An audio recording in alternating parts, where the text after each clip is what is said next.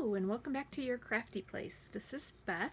I am bringing another card template design. This is card template number 4, I think is what I'm calling it. I know I haven't done 2 or 3 yet, but I wanted to do 4 first. So these are all, you've got the back piece here, that's about 5 3/8 by 4 1/8. The layering piece that is 5 1/4 by 4. And then basically you cut 2 rectangles, and both of the rectangles are 2 1/2 by 3. And then one of the rectangles, if you're making any of them with the triangles, you're just cutting from point to point. So here's some of those sizes cut here. So this is 2 pieces that are the 2 1/2 by 3. And then these were 2 1/2 by 3 as well, and I just cut them on the diagonal. So I wanted to show you on this, I've got some different color backgrounds here, but I wanted to just show you some of the varieties of the templates that we have here and kind of what they look like. And let's just do it with the gray and the pink, and we'll leave the black to the side. So if we take this one here, this is just taking the 2 pieces, both of the rectangles that we cut, and we're just placing them on there so that the longer flat side is to the outer edge all the way around. So I'm going to put the matching ones at the top and the bottom, and then the other 2 will be on the left and the right. And that's kind of what that would look like. And then I could glue that down. I could then take and add some embellishments in the lines there. I could add some of the washi tape or something else, or even just drawing a line with a pen down the center if I wanted to. On this one here, that is just taking these 2 and layering one on top of the other, kind of like that. This one here is taking, let's do it with the pink here, is taking 2 of the pieces, and we're pointing the corners to the side, kind of like this, sort of. The longer piece is on the inside, and then you just take this piece and put it over the top. Actually, this one is turned more like this, isn't it? More like that. But you could turn it however you wanted, but that's kind of that one. This one down here is taking it and kind of going like this with it, and placing that one over the rectangle over the top like that. And again, you have lots of places to put different pieces. This one here is simpler in that you just are taking the rectangle, cutting it down, and then spreading it to either side, and then that goes in the center like that. And then if you wanted to, you could take one and put it at an angle, put another one over the top of it, or put that one down below it, however you wanted to. So that's kind of how this card template works. So I'm going to quickly do one of these cards. I'm going to do this one here with the embellishments, and I'm going to do I think this one here. So we're going to start here. I'm going to take, and I will still cut my black piece to go behind it, but for now I'm just going to use the pieces that we have. And I think I want it on this one on the back. So we're going to do this.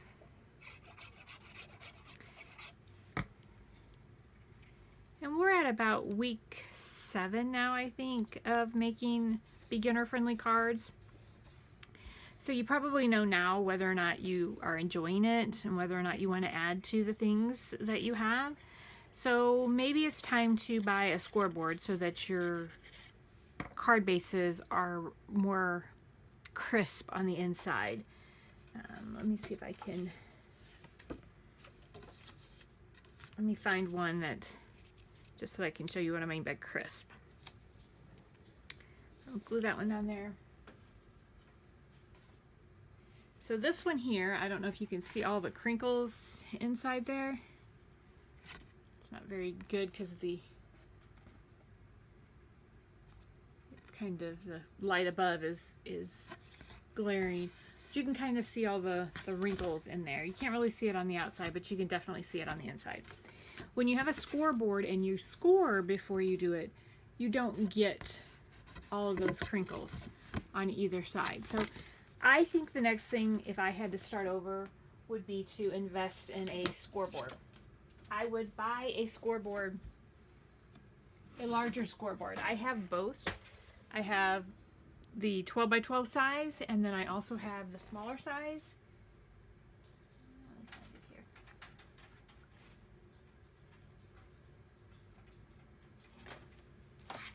I have this one.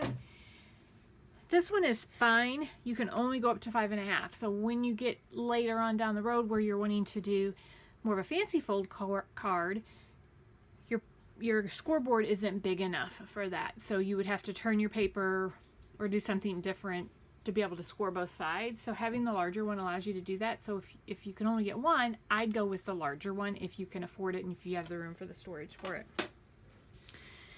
So there is that one. And now I'm going to use this one here. And I'm going to use these two pieces, and we're going to put them in the corners. So again, this is this one right here on the template 4. And it's going to go kind of up here in the corner. And then this one will go down in the lower corner. You have foam squares because we added the foam squares back a couple of videos ago. So if you wanted to, you could pop this up so that you have a little bit of depth and dimension.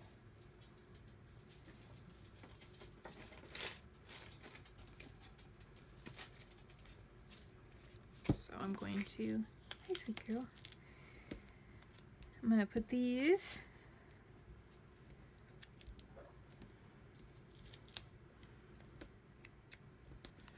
down on here. I'm going to take my paper off the back. Just going to lay all my paper to the side here, and then I will scoop them up and throw them all in the trash at once.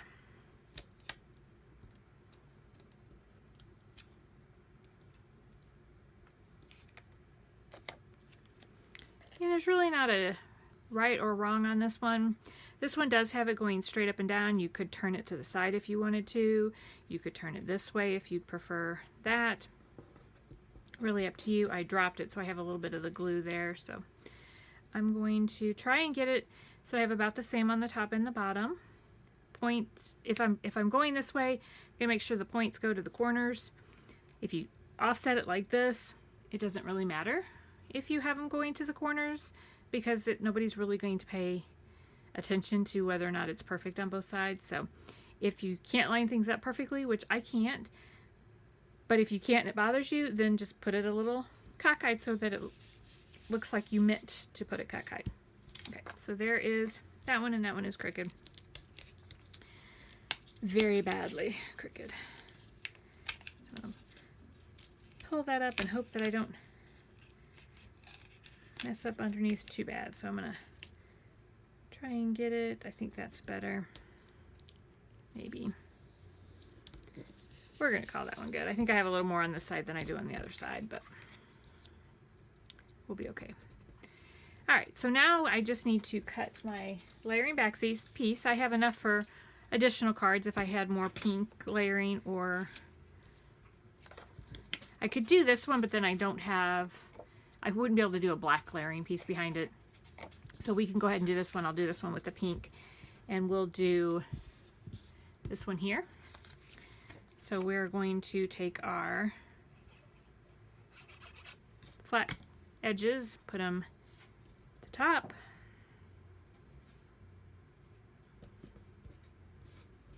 If you had more than just two, you could have 4 different pieces on here.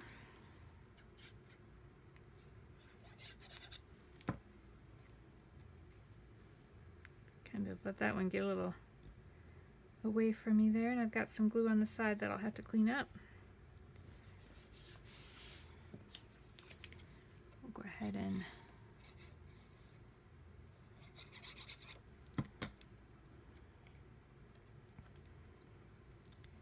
this one down. Try to have about, the way this is set, I have about the same amount here as here.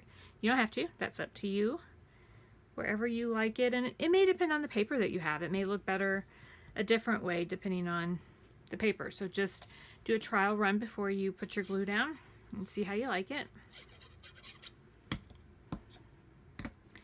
And then this is the last piece here. And then we are going to work on sentiments.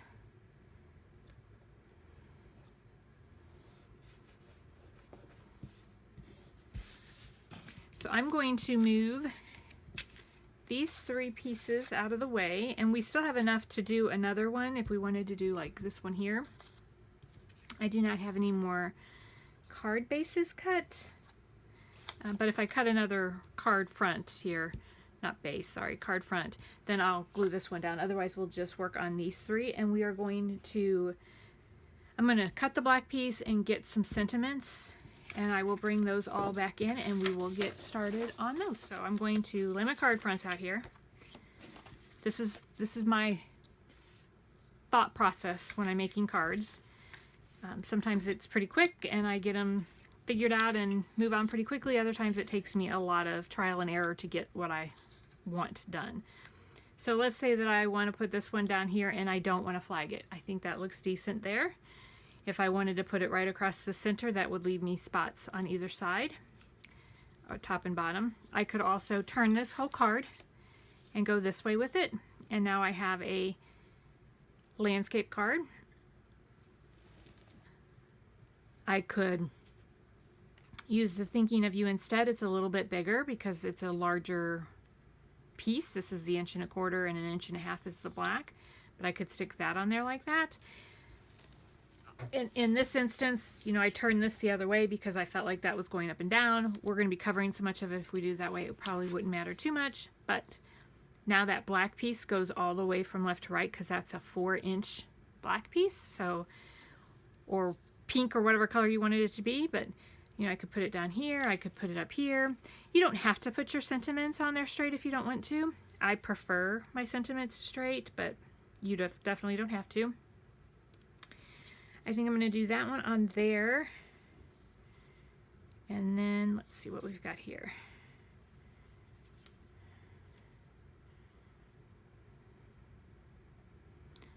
We'll maybe do that one. I'm going to flag one of these just because I want to show you again how to flag. I use my cutter bees. We've done this in several of the other ones, but I make a slit up the center or close to the center and go up as far as I want the point to go in. So I can go up a little bit or a lot.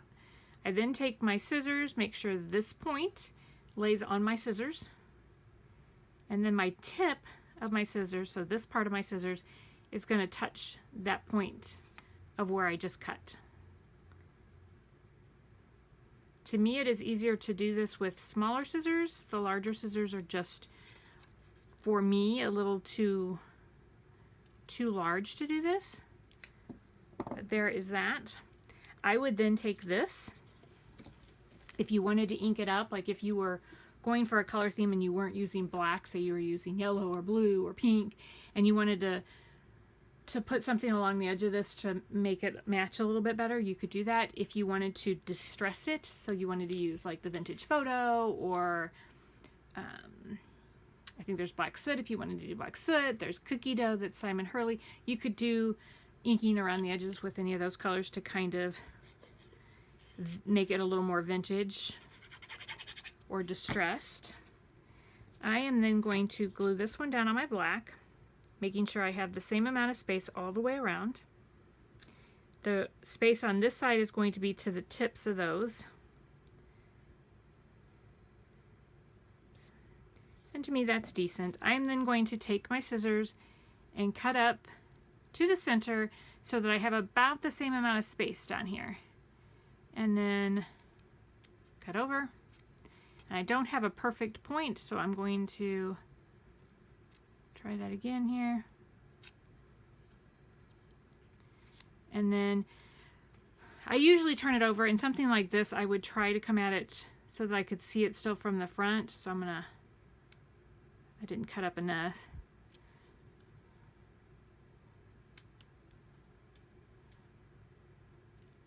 Oops, I think I cut in too far.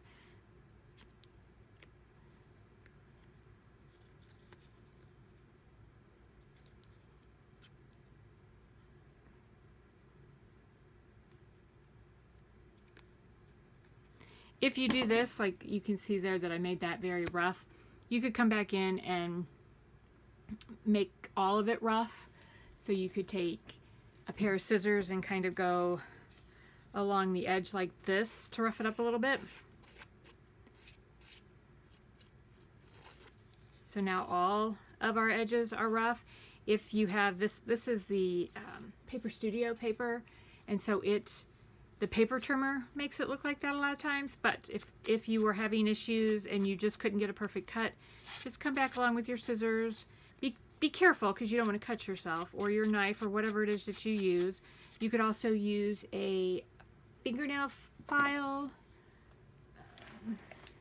something like this, and just come along the edges and rough it up a little bit.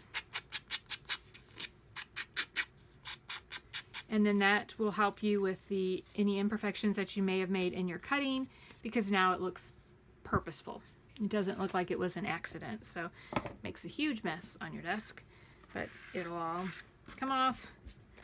I have a microfiber cloth that will get it to, or a Swiffer dust cloth will also get it off. So there is that. We can now stick that down on here. I am going to, on this one, since it's popped up, I will stick a foam square on either side of that. And then I'm going to go ahead and glue this one directly down onto the black. So that I have the same amount on either side. So there's that. And I'm going to do that one on there, I think, and this one on here, just so that I have one, just because with this color paper, and one thinking of you, and then the other one has one just because of one thinking of you. I'm not going to flag either one of these. I'm just going to make sure, and if that's too much black around them, take your trimmer and trim it down, or take your scissors and trim it down.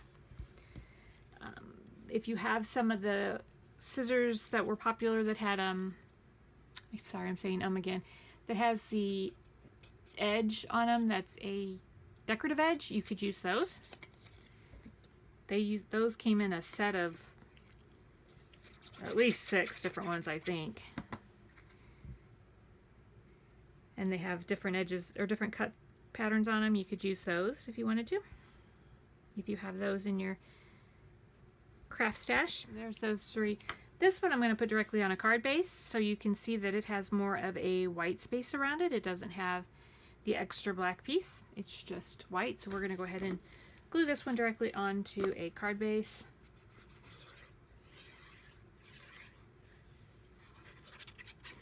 And now I'm going to show you, I'm going to get this one on here.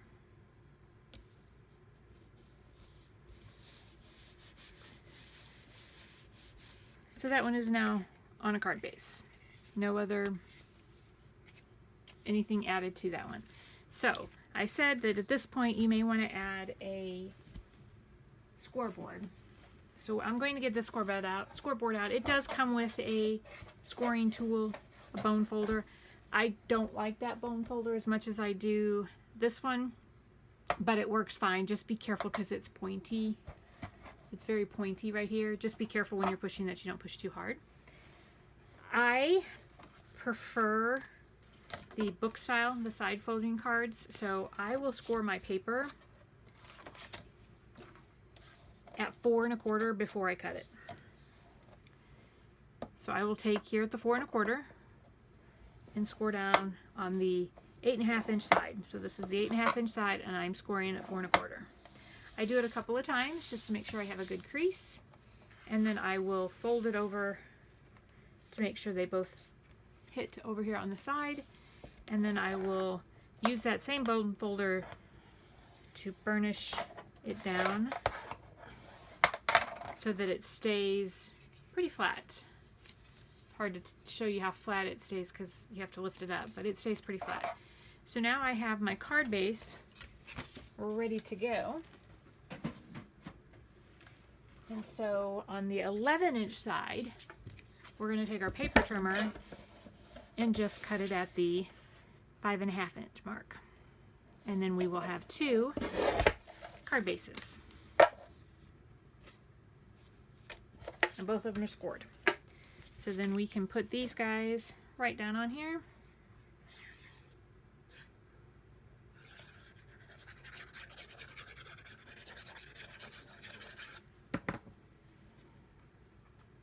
I got a little glue on the front there. And these have less white space around them.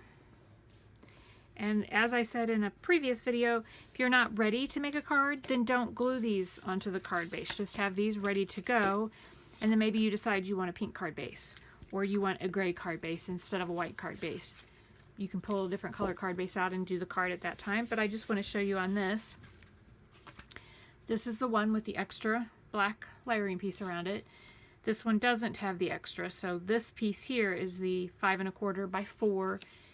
The gray is the 5 1/4 by 4, and then this is cut about 1/8 of an inch larger than the 4 1/4, so about 5 3/8 by about 4 1/8. So there are those 2 pieces. You could then, if you wanted to do embellishments on here, if you have some embellishments, you could put those on here, back to the diamond dots. Or if you have an old school, sorry for the reach here, if you have an old school hole punch, you can get these at the Dollar Tree. If you have one of these, just punch yourself some black circles here out of your paper. And then we're just going to open those up and dump those out. And now you can use these as embellishments around your paper. And all I'm using is my pen from my glue and just using that to pick it up. And now I can put embellishments from a hole punch on my card.